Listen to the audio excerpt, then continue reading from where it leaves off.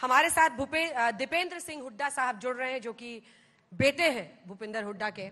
मेरा पहला प्रश्न आपसे यही है कि लोकसभा चुनाव आप लोगों के लिए इस बार अच्छे रहे। आपने 10-0 को 5-5 का स्कोर बना दिया।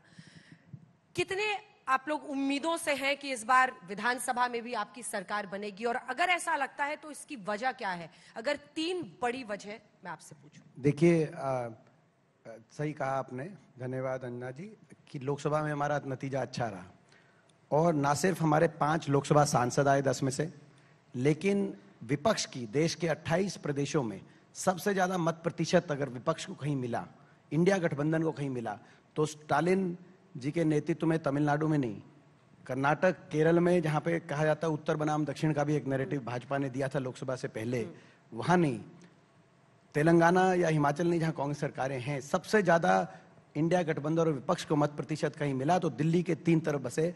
हरियाणा में 47.6% मत, जो भाजपा से 3% वोट शेयर हमें ज्यादा मिला लोकसभा चुनाव में। आज से 3 महीने पहले भाजपा से ज्यादा विधानसभा सीटों पे हमें बढ़त मिली, तो 5 लोकसभा सांसद ही नहीं, और पिछले हमारे 2019 के मुकाबले हमारे वोट शेयर में 20% की वृद्धि हुई इस लोकसभा चुनाव में। और 20% वृद्धि आप समझ सकते हैं, 20% में तो एक नई पार्टी बन जाया करती है। हमारी वृद्धि 20% हुई, जो देश में सबसे ज्यादा विपक्ष को मिलने वाली वृद्धि थी। ये पहला एक संकेत है, कारण मैं अभी बताऊंगा, लेकिन पहला संकेत, पिछली बार भाजपा को 80 सीटों पर बढ़त मिली थी, हम 10 की 10 सीट हार गए थे।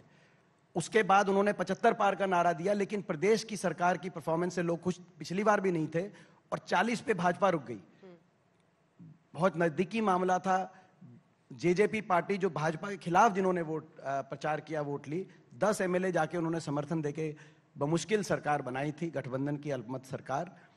लेकिन इस बार तो लोकसभा में ही लोगों ने भाजपा की हवा निकाल दी, तो विधानसभा में क्या होने जा रहा है आप अंदाजा लगा सकते हैं। और आपने कारण बताए, कारण पूछे। कारण सबसे पहला है भाजपा के 10 साल का कुशासन।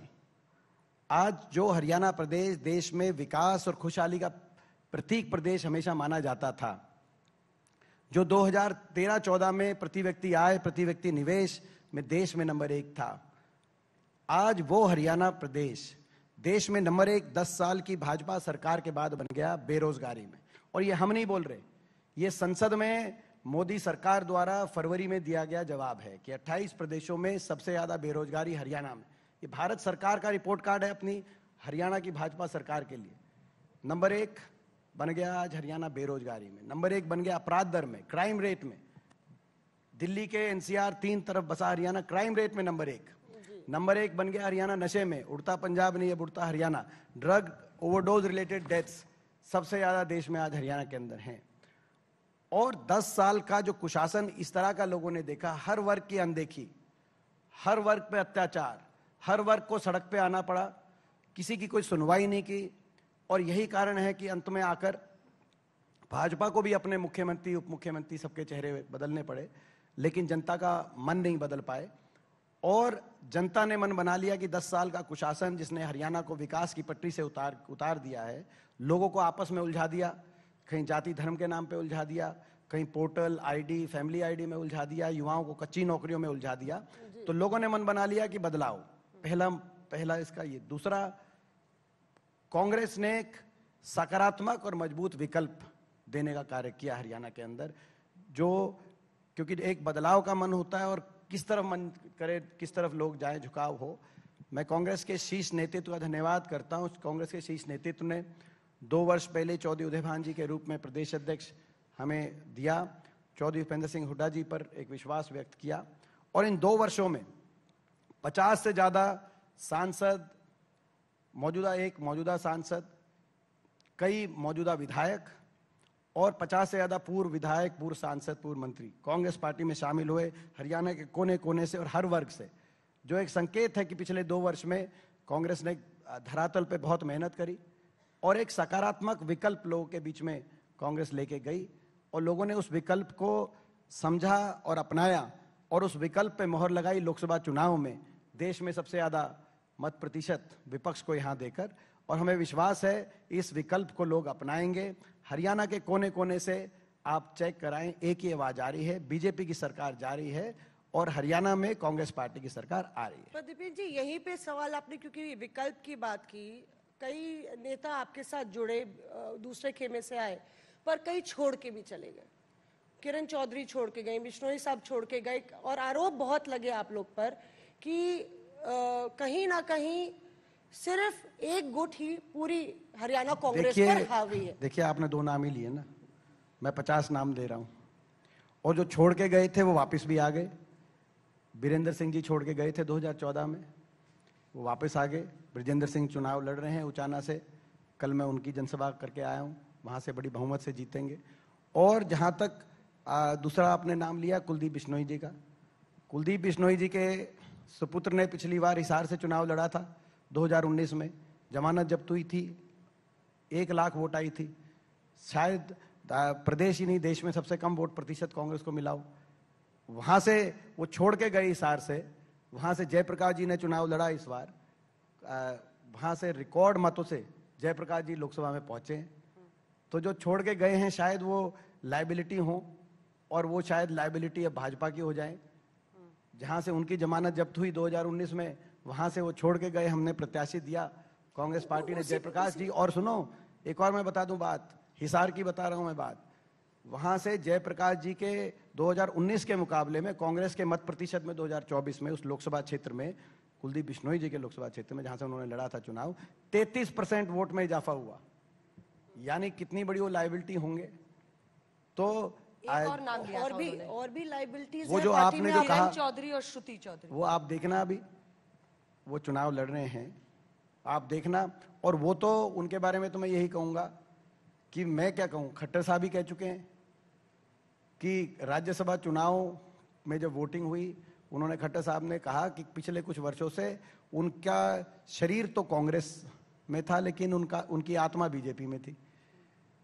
तो जिसकी जहां आत्मा वहीं रहना चाहिए।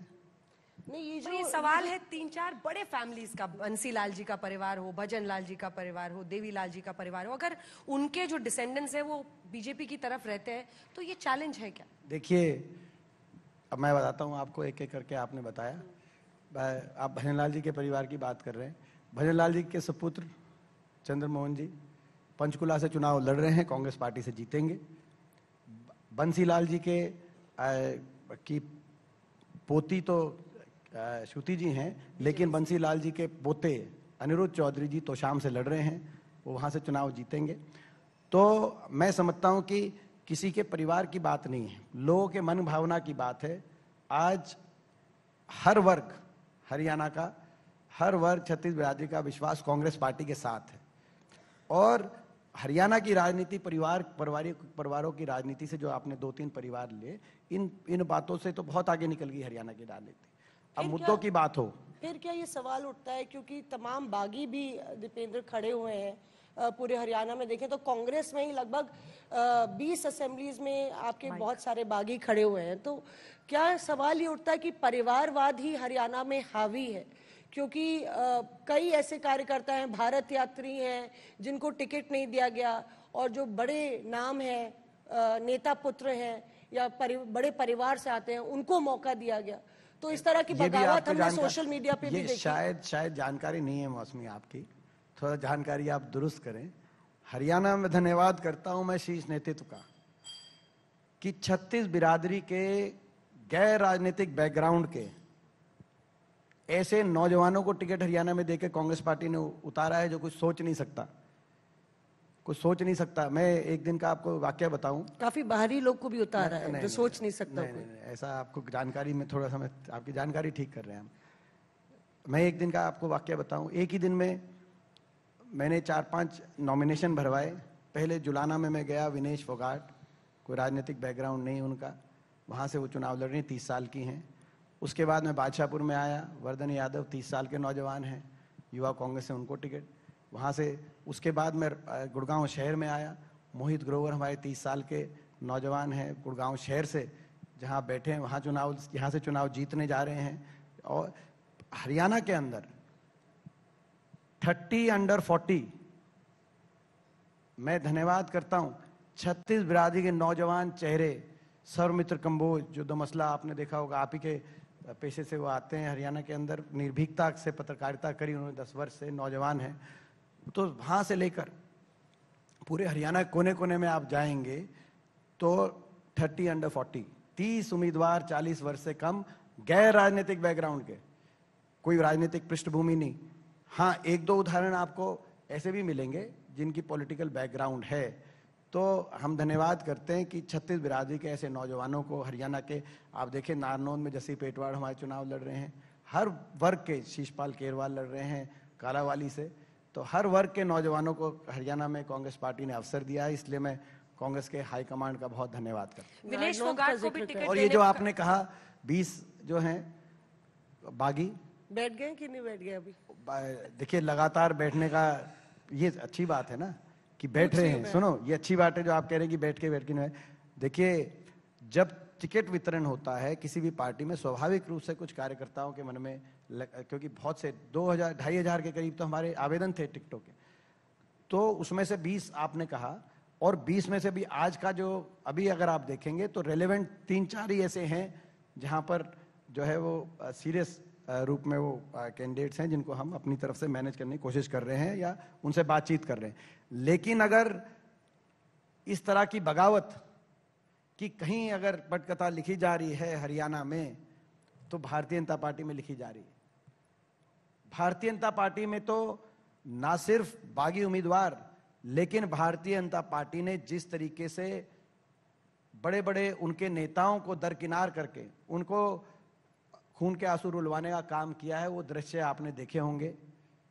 पिछली बार खट्टर साहब को किसी एक ब्राह्मण नेता ने हिसार में एक फरसा दिया, भगवान परशुराम जी का फरसा, तो खट्टर साहब ने कहा फरसा लेकर कि मैं तेरी गर्दन काट दूंगा, आपको याद होगा। इस बार ब्राह्मण समाज की राजनीतिक गर्दन काटते हुए रामविलास शर्मा जी, जो भाजपा के ऐसे स्तंभ थे जिनके इर्द गिर्द भाजपा घूमी, उनको उनकी टिकट काट दी। जिनकी इज्जत हर पार्टी में थी हरियाणा के अंदर, कुछ लोग ऐसे हैं उनकी टिकट कट गई। वो बिलक बिलक के जब रो रहे थे तो हर हरियाणा वासी के दिल में दर्द था। इन्होंने टिकट काट दी सावित्री जिंदल जी की। नवीन जिंदल जो एक ऐसा हमारा वैश्य समाज का एक ऐसा राजनीतिक परिवार जिसकी अपनी एक पहचान और अपनी एक साख है, उनकी टिकट काट दी भारतीय जनता पार्टी ने। इन्होंने टिकट काट दी कविता जैन की सोनीपत से, वो बिलक बिलक के रो रही थी, आपने उनका भी देखा होगा। इन्होंने टिकट काट दी शशि परमार की, भाई वो जब रो रहे थे तो उनकी भी आपने दृश्य देखे होंगे। तो अगर कहीं इस तरह से कोई कार्रवाई हुई है और जहां बगावत हुई है और जहां बागी खड़े हैं, वो भारतीय जनता पार्टी में हुआ हरियाणा में। थोड़ा बहुत भारतीय जनता पार्टी से काफी कम, लेकिन थोड़ा बहुत कांग्रेस में भी। ये तो स्वाभाविक है, राष्ट्रीय पार्टी में जब टिकटें बढ़ती हैं तो कुछ कार्यकर्ताओं की असंतुष्टि हो जाती है, लेकिन हम उसको काफी हद तक मैनेज कर चुके हैं। और आप तो देख रहे हो, अभी देख रहे थे, अभी भी हमारी मैनेजमेंट चल रही है। अभी लगातार दीपेंद्र काफी हद तक आपके सिर पर है, लेकिन अब असल मुद्दे पर आते हैं। दीपेंद्र जी, सारा का सारा अभी कांग्रेस पार्टी का टेंशन क्या कुमारी शैलजा जी के इर्द गिर्द नहीं है? क्योंकि आज अब से आपके जस्ट पहले वो मेरे साथ यहाँ पर मंच पर थी और उन्होंने खुलकर कहा कि अभी ये फाइनल नहीं हुआ है कि सीएम कौन होगा। उनकी राजनीतिक महत्वाकांक्षाएं किसी से छिपी नहीं है। उन्होंने सीएम पद की दावेदारी खुलकर पेश की। उन्होंने कहा मेरा टिकट कार्ड, मैं विधानसभा लड़ना चाहती थी और उनको टिकट पार्टी ने डिनाई कर दिया। इस पर आप क्या कहेंगे? कुमारी शैलजा की नाराजगी। देखिए, उन्होंने सही कहा कि जहां तक सीएम की बात रहती है, हमारी प्रक्रिया है पार्टी की, ये जगत जाहिर है। कांग्रेस पार्टी की हमारी अपनी एक प्रक्रिया है, उसी प्रक्रिया के अनुसार तय होता है। सबसे पहले आपका धन्यवाद कि मुख्य, आपने कहा कि मेन मुद्दे पे आते हैं कि सीएम कौन, तो यानी कि आप मान रहे हैं कि ये मुद्दा नहीं रहा ही नहीं कि चुनाव में कौन जीतेगा, वो तो आप ये मान के चल रहे हैं कांग्रेस पार्टी जीत गई है, और मेन मुद्दा है कि आगे क्या होगा। धन्यवाद आपका। और जहां तक मुख्यमंत्री की बात है, कांग्रेस पार्टी का मैं बता दूं आपको प्रक्रिया, प्रचंड बहुमत से हरियाणा में कांग्रेस पार्टी चुनाव जीतने जा रही है। चौधरी उदय भान जी की अध्यक्षता में, नेता प्रतिपक्ष चौधरी भूपेंद्र सिंह हुड्डा जी के नेतृत्व में, कांग्रेस के तमाम नेताओं के सहयोग से, कांग्रेस के कार्यकर्ताओं की मेहनत से, लोगों के आशीर्वाद से 8 अक्टूबर को बड़े बहुमत से कांग्रेस सरकार बनाएगी। 8 अक्टूबर की शाम को विधायक दल की बैठक बुलाई जाएगी। दिल्ली से ऑब्जर्वर भेजे जाएंगे। विधायकों की भावना जो केंद्रीय नेतृत्व तक पहुंचाएंगे और केंद्रीय नेतृत्व अपने विवेक से मजबूत हरियाणा में सरकार देने के लिए, अच्छी सरकार देने के लिए जो आने वाले समय में किसकी क्या जिम्मेदारी लगेगी उसके फैसले केंद्रीय नेतृत्व करेगा। विधायकों की भावना अपने ऑब्जर्वर्स के माध्यम से जानते हुए ये कांग्रेस पार्टी की एक प्रक्रिया है और इस प्रक्रिया के अनुसार फैसला होगा। तो उन्होंने जो बात की वो सही, कोई गलत नहीं कही। और वहां पे आपके पिता के नाम की मुहर लगेगी। ये मैं पूछ रही हूँ आपसे। नहीं, मुझे ऐसा लगा कि आपको शायद जो है आप बता रहे हैं। नहीं, तो हमारे सवाल हैं आपसे। जैसे अंजना ने भी जिक्र किया, आपने किसी तरह से यू टर्न और राइट टर्न और लेफ्ट टर्न लेके जो शैलजा जी पर सवाल था वो लगातार परसिस्ट कर रहा है। आपने नारनौंद का जिक्र किया था दीपेंद्र जी, और वहाँ पे जो आपके कैंडिडेट हैं उन्हीं के समर्थक ने एक जातिगत टिप्पणी की और एफआईआर भी दर्ज हुई। वो जो टिप्पणी हुई वो किसी का कोई समर्थक नहीं है। ऐसे व्यक्ति की ना तो कांग्रेस में कोई स्थान है ना समाज में कोई स्थान है।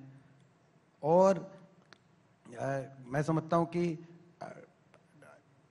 कड़ी से कड़ी निंदा भी कम शब्द है। तो ये मैं समझता हूं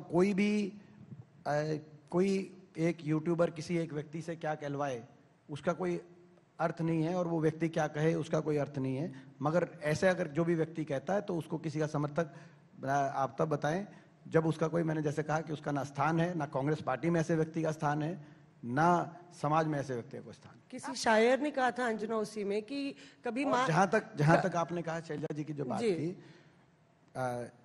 शैलजा जी हमारे सबके लिए बहुत सम्मानित कांग्रेस पार्टी की एक नेता है। उनका बहुत योगदान रहा है कांग्रेस पार्टी के लिए हरियाणा के अंदर और हम सब उनका सम्मान करते हैं। और मुझे विश्वास है, आप देखना, और उनका कार्यक्रम भी आ गया है जो आप सब मीडिया जो चैनल चला रहे थे कि भाई कब कैंपेन करेंगे, वो कैंपेन भी करेंगे वो हरियाणा के अंदर कांग्रेस पार्टी के लिए, और सभी लोग कैंपेन करेंगे कांग्रेस पार्टी के लिए। तमाम नेता कैंपेन करेंगे। आप कोई मुद्दा नहीं देंगे।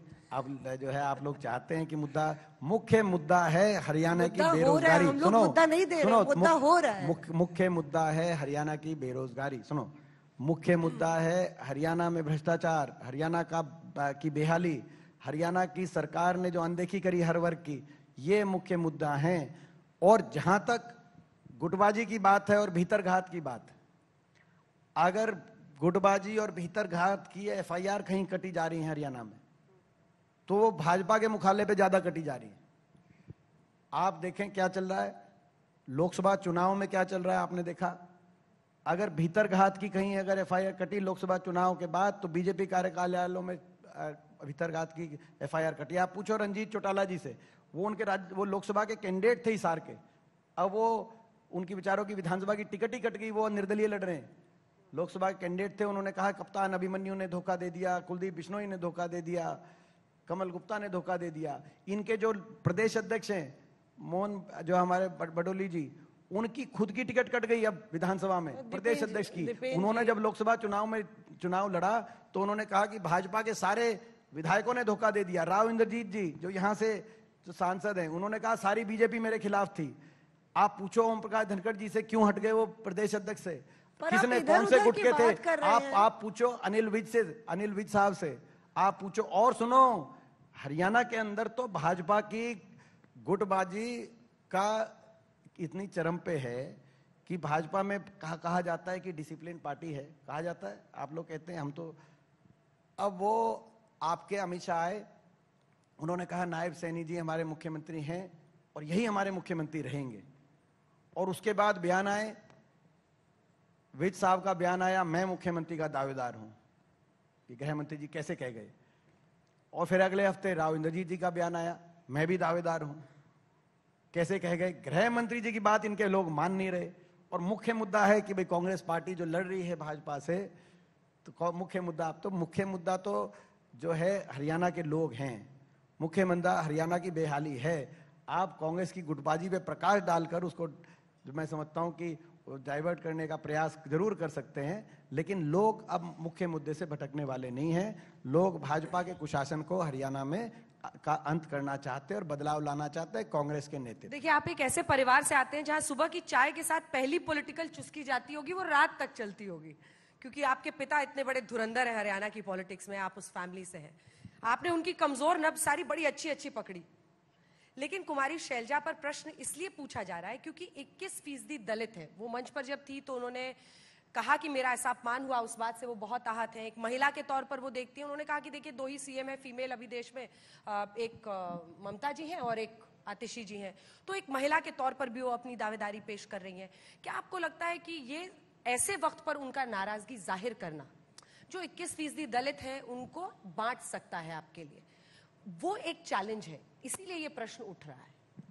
नहीं, देखिए, मैंने जैसे कहा कि मुझे पूरा विश्वास है कि शैलजा जी भी चुनाव प्रचार में आपको दिखाई देंगी और सभी कांग्रेस के नेता मिलजुल कर प्रचार करेंगे। आने वाले दिनों में आपको दिखाई देगा। रणदीप भी नहीं निकल रहे हैं, कैथल से बाहर ही नहीं निकल रहे हैं। रणदीप भी अपने क्षेत्र में ही सीमित हैं और ये इसकी वजह सुरजेवाला पूरा जी, रणदीप सुरजेवाला, और इसकी बड़ी वजह ये बताई जा रही है दीपेन जी कि पूरे टिकट वितरण में एक सर्वे बड़ा चला और वो सर्वे जो है उसमें 72 से ज्यादा सीटें भूपेंद्र हुड्डा और हुड्डा खेमे को मिली, जबकि शैलजा हो या रणदीप हो उनकी कुछ चली ही नहीं।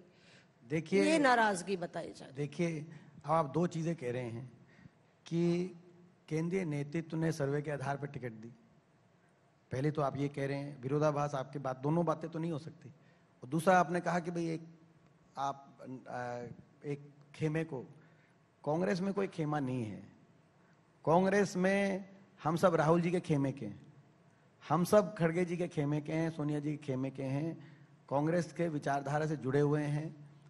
और हमारी, जैसे मैंने कहा कि मुख्यमंत्री की प्रक्रिया बता दें, आपको टिकट वितरण की भी मैं प्रक्रिया बता दूं, जानकारी बड़ी हमारी लेड आउट प्रक्रिया है। उसी के अनुसार केंद्रीय नेतृत्व टिकटें हमारी बांटता है, कांग्रेस पार्टी में तय करता है। पहला उसमें प्रदेश पीसीसी, प्रदेश हमारी कांग्रेस पार्टी का पीसीसी आवेदन मांगती है, 2500 से ज्यादा आवेदन आए।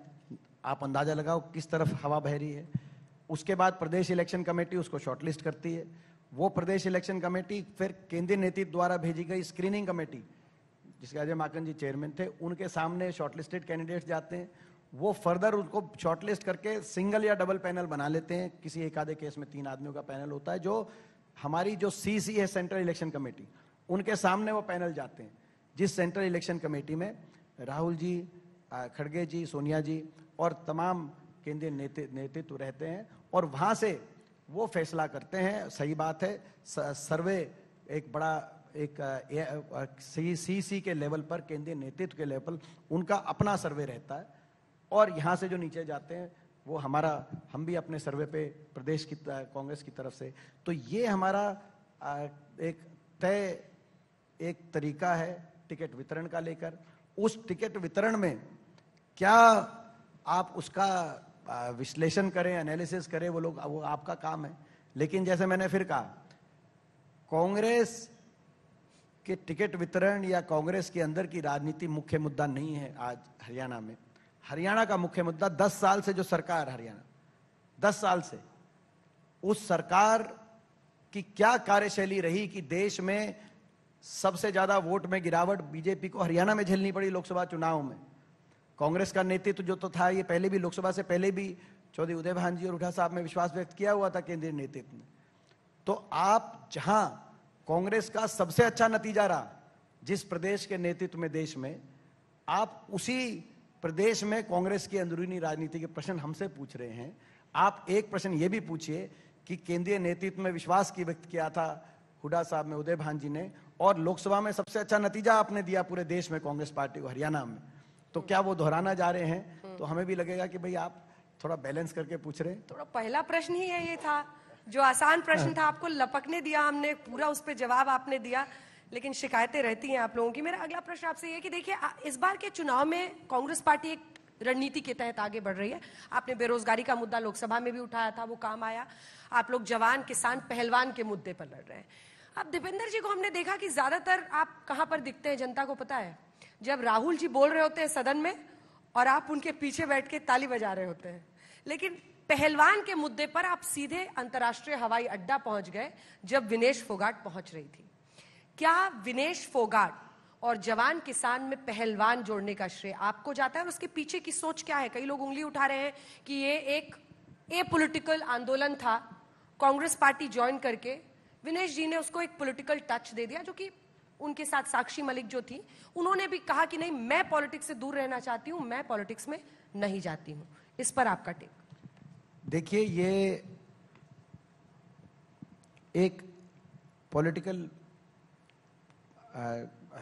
पॉलिटिकल मूवमेंट था, लेकिन एक ये पॉलिटिकल इशू था। इस बात को आप समझिए, कितना घोर अन्याय हरियाणा की बेटियों के साथ हुआ। कोई आपकी बहन हो सकती थी, आपकी बेटी हो सकती थी। 6 महीने तक ये हमारी 5 अंतर्राष्ट्रीय ओलंपिक मेडल विजेता पहलवान, कितने ओलंपिक मेडल आए हैं देश में, कितने ओलंपियंस आए हैं देश में, साक्षी मलिक से लेकर विनेश फोगाट तक, 5 ऐसी पहलवान बैठी रही। 6 महीने तक ये कहा कि भाजपा के एक सांसद ने उनके साथ गलत किया है, मगर 6 महीने तक एफआईआर तक दर्ज नहीं हुई। इस देश में एफआईआर तक दर्ज नहीं करा पाए। हरियाणा जो दिल्ली के 3 तरफ बसा है, हम अपनी बेटियों को दिल्ली में आकर न्याय नहीं दिला पाए। दिल्ली पुलिस ने एफआईआर नहीं करी। हम जाते थे एफआईआर कराने तो इनको जवाब मिलता था कि ऊपर से आदेश है कि एफआईआर नहीं हो सकती आपकी। मैं धन्यवाद करता हूं सुप्रीम कोर्ट का, 6 महीने के बाद सुप्रीम कोर्ट ने कहा कि इनकी एफआईआर करो। और मैं धन्यवाद करता हूं दिल्ली न्यायपालिका का। न्यायपालिका ने अभी चार्जेस फ्रेम कर दिए और कहा कि वो जो आरोपी भाजपा सांसद है वो हर मौके पे इनके साथ गलत करता। ये ऐसे सबूत हैं और इसीलिए चार्जेस फ्रेम हो गए उन पे। लेकिन 6 महीने तक क्यों एफआईआर नहीं दर्ज की गई? मैं आपसे सवाल पूछ, इससे घोर अन्याय क्या होगा? सरकार का तो काम है निष्पक्ष होकर न्याय दे। वो भी किसी की बेटियां थी, वो भी किसी की बहनें थी, एफआईआर तक दर्ज ना होना। ये वो देश है जहां दुश्मन की बहन बेटी की इज्जत को भी अपनी इज्जत माना जाता है। कम से कम बहन बेटी की इज्जत पे राजनीति नहीं आती। ये वो देश है जहां जब बहन बेटी की इज्जत पे बात आई तो हरियाणा में कुरुक्षेत्र में महाभारत तक का युद्ध हुआ। ये वो देश है जब द्रौपदी की बात आई तो महाभारत कुरुक्षेत्र में लड़ाई लड़ी गई। और यहां हमारी बहन बेटियों की 6 महीने तक दिल्ली की सड़कों पे उनको घसीटवाया गया। जो हमारी ओलंपिक विजेता बेटियां केवल इसलिए कि भाजपा के सांसद आरोपी हैं, उनकी हमारी बहन बेटी की इज्जत को एक प्रदेश के रूप में देखा गया। ये मैं समझता हूं हरियाणा की बेटियों के साथ जब अन्याय हुआ, एफआईआर करना ना करना राजनीतिक फैसला था सरकार का। उन्होंने फैसला किया एफआईआर नहीं दर्ज होगी, तो ये राजनीतिक मुद्दा तो उसी दिन बन गया था। उसके बाद इनमें से कोई राजनीति में आए ना आए, ये इनके ऊपर निर्भर था। हमने डट के साथ दिया और मुझ पे उस समय पूरी बीजेपी ने निशाना भी लिया कि आप इनके साथ खड़े हो, मगर मुझे गर्व है कि मैं इनके साथ खड़ा रहा, अपनी बेटियों के साथ। तो हमने इनका साथ दिया और ये उनके ऊपर निर्भर था कि ये क्या करें आगे। इनमें से विनेश फोगाट और बजरंग पुनिया ने कहा कि क्योंकि राहुल जी से लेकर और दीपेंद्र भाई तक हमारे साथ खड़े रहे, इसीलिए हम जब देश ने हमें छोड़ दिया, जब सरकार ने हमें छोड़ दिया, इतना घोर अन्याय हमें का सामना करना पड़ा, तो कांग्रेस पार्टी आगे कम से कम विपक्ष की एक जिम्मेदारी उन्होंने निभाई और खड़े रहे। तो हम भी अब जो है अपन जब सार्वजनिक जीवन में कदम उठाएंगे तो कांग्रेस के को हम का चयन करेंगे। ये इनका फैसला था जी, मगर हमारा कर्तव्य था खड़ा। आप बताइए, क्या हमारा कर्तव्य नहीं था? और क्या आपका कर्तव्य नहीं होना चाहिए था? आप में से भी बहुत लोगों ने उनका साथ दिया उस समय। मैं उस बात को सारी मीडिया को मैं एक उस दृष्टि से नहीं देखना चाहता। आप में से बहुत लोगों ने उन लोगों का साथ दिया। तो ये कर्तव्य था, मीडिया का भी कर्तव्य था और विपक्ष का भी कर्तव्य था। जब सरकार अपनी बेटियों को यूं छोड़ दे और दिल्ली की सड़कों पे घसीटते हुए, कोई अच्छा दृश्य गया पूरी दुनिया के सामने? आप बताइए। किसान, जवान, पहलवान, आपने क्योंकि युवाओं का जिक्र किया, पहलवानों का जिक्र किया, कहा जा रहा है ये 3 बड़े आपके मजबूत प्लैंक्स हैं जिसपे आप सत्ता पे चौथा भी है, किसान, जवान, पहलवान और संविधान। बाबा साहब भीमराव अम्बेडकर जी का संविधान हमारा चौथा भी हमारा प्लैंक है मजबूत। तो कितनी सीटें आप देख रहे हैं दीपेंद्र की, आपकी कितनी सीटें आ रही हैं? और क्या, क्योंकि युवा पर फोकस है, तो क्या कांग्रेस में हम देखेंगे कि एक युवा सीएम जो है कमान संभालेगा, युवा जाट सीएम? देखिए, पहली बात तो मैं इसमें थोड़ा सा आपको एक सेकंड आपको टोक रही हूं, उसने बड़ा कवर करके सवाल पूछा है, मैं खुला पूछती हूँ। आपके पिता लगातार यहाँ पर नेता रहे, सीएम रहे कई बार। कई लोग ये मानते हैं कि जो क्षेत्रीय नेता होते हैं बड़े, वो जब उनके पीक में होता है, अच्छी परफॉर्मेंस रहती है, तो वो बेटे को विरासत सौंपते हैं। कई लोग ऐसा मानते हैं, आपकी रैलियों में आपके लिए नारे लगते हैं कि दीपेंद्र हुड्डा सीएम बनेंगे, विनेश फोगाट खेल मंत्री बनेंगी। तो क्या आप एक नॉन एमएलए एमपी, उनको भी सीएम बनाया जा सकता है? ये विरासत आप संभालने को तैयार है हरियाणा की? देखिए, इसके दो पहलू हैं जो आपके प्रश्न पूछा। तो पहला तो है कि मैं इसका उत्तर दे चुका हूं। मुख्यमंत्री की चयन की जो प्रक्रिया है उसमें मैंने प्रकाश डाल दिया आपका। कांग्रेस का हमारा अपना एक कांग्रेस की एक प्रोसेस है, उस प्रोसेस के अनुसार प्रदेश में मुख्यमंत्री का चयन किया जाता है। फिलहाल हमारा लक्ष्य केवल कांग्रेस की सरकार बने हरियाणा में ये है, और प्रचंड बहुमत से कांग्रेस की सरकार हुड्डा साहब के नेतृत्व में, चौधरी उदय भान जी की अध्यक्षता में बड़े बहुमत से कांग्रेस की सरकार प्रदेश में बनने जा रही है। उसके बाद तय होगा, उसके बाद तय होगा। जहां तक मेरी बात है, लोगों ने, मैं धन्यवाद करता हूं अपने लोकसभा क्षेत्र रोहतक के लोगों का। लोगों ने बड़े बहुमत से मुझे लोकसभा में भेजा है कि नहीं भेजा। देश की विपक्ष की दूसरी बड़ी जीत, रायबरेली में राहुल जी के बाद देश की विपक्ष की दूसरी बड़ी जीत, और मैं सत्ता दल के नेताओं की जीत से भी कंपेयर नहीं करना चाहता, क्योंकि मैं किसी का, तो एक बड़ी जीत देकर लोगों ने लाखों मतों से मुझे लोकसभा में भेजा, बड़ी जिम्मेदारी दी है। मैं संतुष्ट हूं जिम्मेदारी से।